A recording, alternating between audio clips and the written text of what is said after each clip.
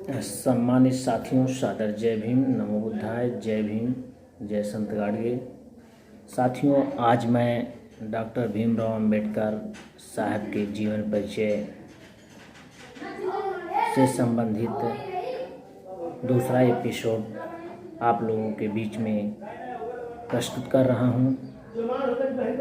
अतः आप लोग ध्यान से सुनें और आप लोगों का प्यार और आशीर्वाद हम पर सदैव बना रहे।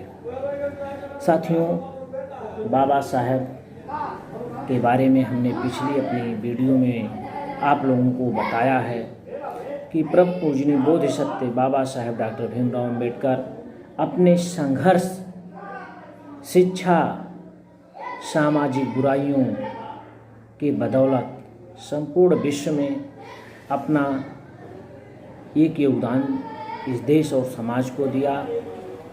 बाबा साहब सदैव हमेशा चिंतित रहते थे कि मैं बेजुबान जो सामाजिक कुरीतियों से हमेशा पीछे रहा है, उस समाज की सेवा कैसे करूं। बाबा साहब का जन्म 14 अप्रैल 1891 मऊ मध्य प्रदेश में हुआ था। इनकी माता जी का नाम भीमाबाई था और पिताजी का नाम सकपाल था, जो ब्रिटिश सरकार में एक सूबेदार थे। सम्मानित साथियों, बाबा साहब के विचार आज हम लोगों के मार्गदर्शन के रूप में हमेशा प्रेरित करते रहते हैं। जिस संघर्षों की बदौलत बाबा साहब डॉक्टर भीमराव अंबेडकर जी अपने देश एवं समाज की सेवा की है, उससे हमको सीख लेना चाहिए।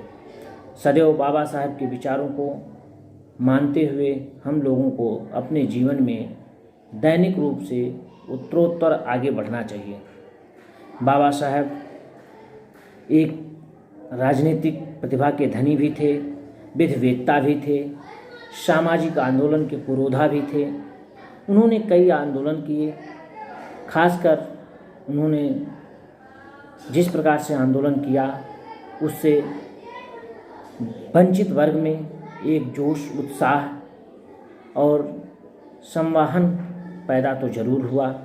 आज उसकी देन है कि संपूर्ण भारत में बाबा साहब डॉक्टर भीमराव अंबेडकर के विचारों को मानने वाले लोग दिन प्रतिदिन अपनी प्रतिभा से आगे बढ़ रहे हैं। बाबा साहब हमेशा शिक्षा को प्राथमिकता देते थे। वे बार बार ये कहते थे कि शिक्षा वह शेरनी का दूध है, जो पिएगा वो दहाड़ेगा। मित्रों, बाबा साहब के बारे में ऐसी विचारधाराएं, ऐसी शख्सियत बहुत ही कम हमारे इस ब्रह्मांड पे जन्म लेते हैं। बाबा साहब की उम्र केवल 5 वर्ष की थी।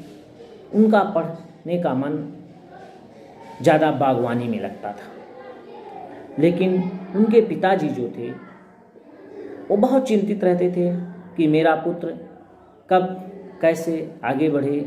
एक पिता का फर्ज भी होता है कि वह अपने पुत्र को हमेशा आगे बढ़ते हुए देखता है।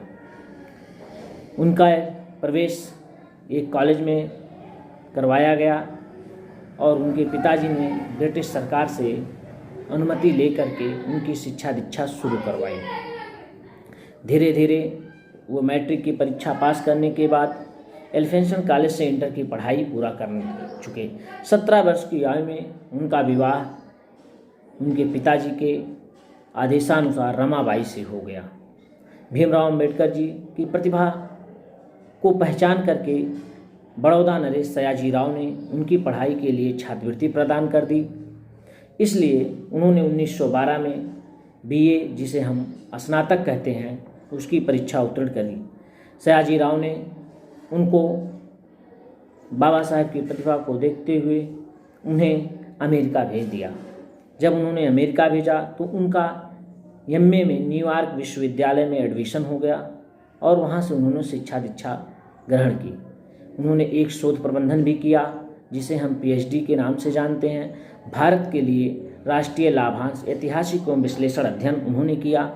इस शोध प्रबंध पर कोलंबिया विश्वविद्यालय ने उनको डीलिट की उपाधि दी, जिसे डायरेक्टर ऑफ फिलॉसफी कहते हैं। अर्थशास्त्र और राजनीति शास्त्र के अध्ययन के लिए परम पूजनीय बाबा साहेब भीमराव अम्बेडकर लंदन चले जाते हैं। उसी बीच सयाजी राव ने उनकी छात्रवृत्ति बंद कर दी, क्योंकि उनको लगा कि अब ये अच्छी शिक्षा दीक्षा ग्रहण कर लिए हैं और ये अच्छी नौकरी में आ जाएंगे। लेकिन बाबा साहब का मन बार बार पढ़ाई में लगता था। वह बार बार ये सोचते थे कि मैं अच्छी शिक्षा कैसे प्राप्त करूँगा, मैं देश में अपना नाम रोशन कैसे करूँगा। धीरे धीरे वो जब बाबा साहब विदेश गए थे, उसी बीच जब छात्रवृत्ति बंद हो जाती है तो आर्थिक स्थिति को देखते हुए बाबा साहब वहाँ से वापस स्वतः अपने देश लौट आते हैं। पढ़ाई के लिए उनके पास समस्या पैदा हो जाती है, लेकिन कर भी क्या सकते हैं, क्योंकि उनकी आर्थिक स्थिति बहुत अच्छी तो थी नहीं। बाबा साहब जो छात्रवृत्ति का पैसा मिलता था उसमें थोड़े थोड़े पैसे की कटौती करते हुए बाबा साहब लगभग 2000 किताबों का एक जत्था पूरा खरीद लिया। धीरे धीरे कटौती करते हुए जब उन्होंने 2000 किताबें एकत्रित कर लिया, उसी बीच उन्होंने जब विदेश से वापस आए तो महाराष्ट्र की सरकार, जिसको हम मुंबई के नाम से जानते हैं, वहाँ साहू जी महाराज की सहायता से, छत्रपति साहू जी महाराज की सहायता से उन्होंने एक पत्रिका, जिसे हम मूक नायक अखबार के नाम से जानते हैं, उसका सफल एवं अच्छा संचालन के साथ साथ मूक नायक अखबार निकाला। मूक नायक अखबार का मेन उद्देश्य था भारतीय समाज में जो वंचित समाज के साथ अत्याचार अन्याय हो रहा है उसको समाप्त करना था। उस समय दलित, पिछड़ा या बहुजन समाज के लोगों पे अस्पृश्यता का बहुत बड़ा कलंक लगा हुआ था। मार्च 1920 में भीमराव ने कोल्हापुर में एक दलित सम्मेलन बुलाया। उसकी अध्यक्षता कोल्हापुर नरेश साहू जी महाराज कर रहे थे। जब साहू जी महाराज मंच पे आए और वो बोलना शुरू किए तो उन्होंने एक शब्द से अपना उद्घोषण शुरू किया। उन्होंने कहा, तुम्हें अंबेडकर के रूप में अपना उद्धारक मिल गया है। ये सयाजी राव के शब्द थे। उनके ये शब्द उस दलित सम्मेलन में बहुत प्रभाव डाला और उन्होंने जब ये शब्द कहा कि आज तुम्हें अंबेडकर के रूप में अपना उद्धारक मिल गया है, तो पूरी जनता खुश हो गई कि इस देश में यदि हम लोगों को कोई सोचने वाला मिला, हमारे कोई समझने वाला, हम गरीब असहाय की बातों को कोई समझने वाला है, तो वो डॉक्टर भीमराव अम्बेडकर हैं। बाबा साहब वकालत की पढ़ाई के लिए फिर लंदन चले जाते हैं, क्योंकि उनका मन पढ़ाई में बार बार लगता है कि वो अच्छी शिक्षा कैसे प्राप्त करें। कुछ समय बाद जब वो लंदन से वकालत करके लौटते हैं, तब तक वो बाबा साहब ही नहीं, बैरिस्टर भी हो जाते हैं। बाबा साहब जब लौट कर आए बैरिस्टर बन के, तो उन्होंने यह प्रण कर लिया कि अब मैं देश और समाज की सेवा में अपना अमूल्य योगदान पूर्ण रूप से देता रहूँगा। भीमराव अम्बेडकर जी आजीवन विभिन्न प्रकार के सामाजिक कुरीतियों से लड़ते रहे। धीरे धीरे उनका स्वास्थ्य भी बिगड़ता रहा और उसी बीच उनकी पत्नी का 27 मई 1935 को उनकी पत्नी, जो उनको बहुत प्यार करती थी, बहुत सम्मान करती थी, उनके साथ कंधों से कंधा मिला करके चलने वाली पत्नी रमाबाई का निधन हो जाता है। बाबा साहब को बहुत दुखी होते हैं, बहुत आघात पहुंचता है कि आज जो मुझे हर प्रकार से मेरे साथ रहने वाली, जिसे हम माता रमाबाई के नाम से पुकारते हैं, वो इस दुनिया को छोड़कर चली जाती हैं। बाबा साहब बहुत दुखी होते हैं, वो खून के आंसू रोने लगते हैं कि अब मेरा सही रूप से साथ कौन देगा। बाबा साहब के कुछ विचार उसी बीच में और हैं। जुलाई 1924 में उन्होंने बहिष्कृत हितकारी सभा की स्थापना की। इसका मुख्य उद्देश्य था कि इस देश से छुआछूत को दूर करना। जब उन्होंने बहिष्कृत हितकारी सभा की स्थापना की थी तो उस सभा का मुख्य उद्देश्य बाबा साहब ने बनाया था कि मैं इस सभा को बना करके इस देश के में छुआछूत की जो भावना लोगों में पनपी है उसको मैं दूर करूंगा। ब्रिटिश सरकार द्वारा दलितों को सेना में भर्ती रोक थी। बाबा साहब ने 19 मार्च 1927 को महाड़ में दलितों के लिए सम्मेलन बुलवाया और उस सम्मेलन में अंग्रेजी सेना में दलितों के लिए प्रावधान करवाया। दलितों के हित के लिए उन्होंने मुंबई लेजिस्लेटिव काउंसिल 1929 में सदस्य मनोनीत किए गए और डॉक्टर अम्बेडकर ने शिक्षा, मध्य निदेश, कर व्यवस्था, महिला एवं बाल कल्याण जैसे विभिन्न कड़ा रुख अपनाया, जिसे महिलाओं को खासकर समझना चाहिए कि आज अगर उनको नौकरी में कोई लाने वाला है तो वो डॉक्टर भीमराव अम्बेडकर की देन है। डॉक्टर बाबा साहब भीमराव अम्बेडकर महिलाओं के शिक्षा के प्रति बहुत चिंतित रहते थे। वो बार बार ये सोचते थे कि हमारे देश का विकास, हम लोगों का विकास तभी संभव है जब इस देश की महिलाओं का विकास संभव है। लेकिन भारत देश की महिलाएं इतनी आसानी से डॉक्टर अम्बेडकर को समझने वाली तो नहीं हैं। फिलहाल धीरे धीरे वो समझ भी रही हैं। उनका मेन उद्देश्य रहता है ताकि यदि महिलाओं का विकास होगा तो हमारे देश का विकास स्वाभाविक रूप से हो जाएगा। महिलाएं को उन्होंने कई प्रकार की आरक्षण, जैसे उनको प्रसूति अवकाश देना हुआ, रविवार की छुट्टी हुई, ये सब चीज़ें बाबा साहब की ही देन है। महात्मा गांधी और बाबा साहब हमेशा, जब महात्मा गांधी की बात आती है और बाबा साहब की बात आती है तो लोगों में एक विभेद जरूर पैदा होता है कि महात्मा गांधी और बाबा साहब दोनों लोग हमेशा ये चाहते थे कि हम दलितों के उत्थान की बात करते थे, लेकिन महात्मा गांधी के विचार और बाबा साहब के विचारों में बहुत अंतर था। बाबा साहब 100 वर्ष, हजारों वर्ष आगे की सोचकर दलितों के बारे में बात करते थे और महात्मा गांधी वर्तमान की बात करते थे कि आज दलितों की स्थिति सुधर जाए, कल जो होगा वो देखा जाएगा। लेकिन बाबा साहब के विचार ऐसे थे कि वो सोचते थे कि आज तो आज ही है, लेकिन आज से 1000 साल बाद भी दलितों की स्थिति में सुधार कैसे होगा, इसके लिए बाबा साहब और गांधी जी में अच्छी नोक-झोंक होती रहती थी। उसका उदाहरण पूना पैक्ट समझौता है, आप लोग जान भी रहे हैं। बहुत ज़्यादा इसमें गांधी जी और अम्बेडकर जी के बारे में हमको बताना बहुत उचित मैं नहीं समझता हूँ। बाबा साहब कुछ चीज़ें जो गांधी से मिली थी, लेकिन बाबा साहब की बदौलत गांधी जी को बहुत कुछ मिला है।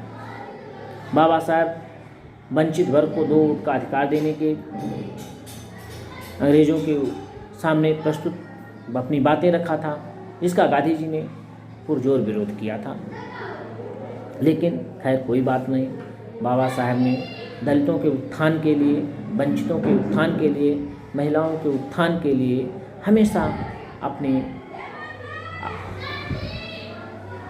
आगे आए, जिसको हम आप बाबा साहब को संपूर्ण देश का मसीहा मानते हैं। भारतीय संविधान विश्व का सबसे बड़ा संविधान है और बाबा साहब ने जब इसको तैयार किया तो संपूर्ण विश्व में हमारा मान सम्मान और स्वाभिमान बढ़ गया। 14 डॉक्टर भीमराव अम्बेडकर ने 1936 में इंडिपेंडेंट लेबर पार्टी नामक से एक राजनीतिक संगठन खड़ा किया। 1937 में प्रांतीय चुनाव होता है। डॉक्टर अम्बेडकर, उनके कई साथी भारी बहुमत से विजयी होते हैं, जबकि इस चुनाव में कई राजनीतिक पार्टियां जैसे इंडियन नेशनल कांग्रेस, मुस्लिम लीग, हिंदू महासभा भी चुनाव लड़ती है। लेकिन डॉक्टर भीमराव अम्बेडकर के कई साथी जब चुनाव जीत कर आते हैं, उसी बीच में डॉक्टर भीमराव अम्बेडकर जी को 1941 में गणित रक्षा सलाहकार समिति का सदस्य नियुक्त किया जाता है और वह उसी समिति के बाद 1945 में उन्हें पीपल्स एजुकेशन सोसाइटी की स्थापना करते हैं और उन्होंने इस सोसाइटी की स्थापना के बाद 1946 में पहला कॉलेज सिद्धार्थ पीपल्स कॉलेज के नाम से खोला बाबा साहेब डॉक्टर भीमराव अंबेडकर 1952 में लोकसभा का चुनाव लड़े थे, परंतु कांग्रेस की देन थी कि बाबा साहेब उस चुनाव में हार गए थे और मार्च 1952 में बाबा साहेब को राज्यसभा के लिए चुना जाता है। वे भारत सरकार के प्रथम कानून मंत्री थे। मित्रों, बहुत बड़ी बात है कि जिस समय दलितों को स्कूल में प्रवेश के लिए अनुमति नहीं थी, उस बीच अगर भारत में किसी दलित व्यक्ति को, वो भी भारत में किसी दलित व्यक्ति को कानून मंत्री बना देना, तो आप जान ही सकते हैं कि वह उनकी योग्यता का लोहा था, ना कि उनकी जाति वहाँ थी। बाबा साहेब अपनी जाति की वजह से नहीं मान सम्मान स्वाभिमान पाए। बाबा साहेब हमेशा शिक्षा की वजह से मान सम्मान स्वाभिमान पाए। वे भारत के प्रथम कानून मंत्री बने और बाबा साहेब बहुत हिंदू धर्म से बहुत परेशान रहते थे। उनका परेशानी का मुख्य कारण ये नहीं था कि वो इस कारण से परेशान है वैसे वो मुख्य कारण उनका ये था कि हिंदू धर्म के लोग जब दलित, पिछड़ा, वंचित समाज के लोगों को क्यों मुख्य धारा से जोड़ने का प्रयास नहीं करते, उनको मंदिरों में जाने का प्रवेश नहीं देने देते हैं, उनको पूजा नहीं करने देते हैं, तमाम समस्याएं, उनको स्कूल में नहीं जाने देते हैं, अपने बिस्तर पर अपने खाट पे बैठने नहीं देते हैं, जब उनको अपने द्वार पे अपने घर पे जाने नहीं देते हैं। खैर ये बात तो बहुत पुरानी है, लेकिन वर्तमान समय में भी अगर देखा जाए तो भारत के ऐसे कई प्रदेश हैं जहां आज भी दलितों को घोड़ी पर चढ़ने से रोका जाता है। खैर इसकी जिम्मेदारी स्वयं हम दलितों को लेना चाहिए। जब तक हमारा दलित समाज, बहुजन समाज या कोई भी समाज सामाजिक रूप से जागरूक नहीं होगा, शैक्षिक रूप से जागरूक नहीं होगा, तो उनको ऐसे दिन जरूर देखना पड़ेंगे। मित्रों, बाबा साहेब बहुत धर्मों का अध्ययन किए, बहुत उन्होंने कुरान भी पढ़ा, बाइबिल भी पढ़ा, रामायण भी पढ़ा, महाभारत भी पढ़ा, लेकिन बाबा साहेब अंततः 9 अक्टूबर 1956 को कई लाख समर्थकों के साथ बौद्ध धर्म को ग्रहण कर लिया और जैसे ही बाबा साहेब बौद्ध धर्म को ग्रहण किए, संपूर्ण विश्व में बाबा साहेब और बौद्ध धर्म का प्रचार प्रसार बहुत तेज़ी से हो गया। साथियों, बौद्ध धर्म ग्रहण के बाद बाबा साहेब के अनुयायी जो थे वो बौद्ध धर्म स्वयं ग्रहण करना शुरू कर दिए। साथियों, कई समय में आपने देखा होगा, आज के दौर में दलितों के या बहुजन समाज के लोगों के यहाँ बौद्ध धर्म से शादी विवाह और भी कार्यक्रम प्रारंभ हो गए। साथियों, बाबा साहेब हमेशा यह चाहते थे कि हमारे समाज के लोग मान सम्मान स्वाभिमान से खाएं, जिएं और देश का में अपनी अहम योगदान दें। बाबा साहेब जब बौद्ध धर्म ग्रहण किए, उसके कुछ ही दिन बाद बाबा साहेब की मृत्यु हो जाती है और 6 दिसंबर 1956 को भारतीय क्षितिज का यह सितारा, भारतीय क्षितिज का भारत की धरती पर ऐसा सितारा जो सोया वो आज तक कभी नहीं उठा और ना उठेंगे, लेकिन उनकी किताबें जो हैं, उनके शब्द जो हैं, उनकी विचारधारा जो है वह कभी नहीं मरी और ना यह बहुजन समाज या भारत के लोग मरने देंगे, क्योंकि बाबा साहब के मृत्यु के बाद उनकी जो किताबें हैं, जो उनकी लेखनी है, एक एक शब्दों पे लोग पीएचडी करके असिस्टेंट प्रोफेसर, डॉक्टर हो जा रहे हैं।